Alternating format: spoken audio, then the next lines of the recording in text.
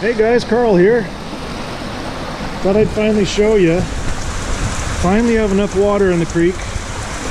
Been raining like crazy for a while to actually start moving rock. And when this happens, it does so much more work than that little dozer, you wouldn't believe it.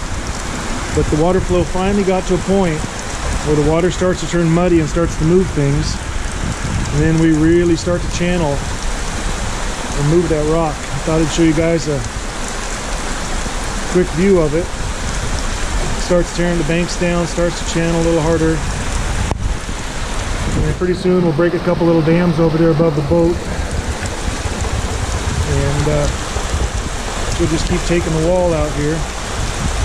See these piles of larger rocks? I was down there tossing the big ones up out of the way so that it channels into the smaller rock, and apparently it was the right thing to do.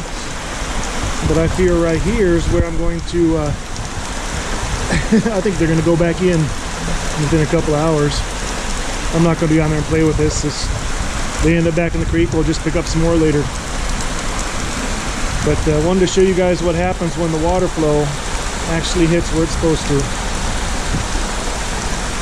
It really starts doing a lot of work down here. One good storm can take all this rock away, and one good storm can put it all back if the hole in the dam gets plugged. Anyway, that's my beautiful rainy Monday. I hope you all are having a great day, and we'll talk to you soon.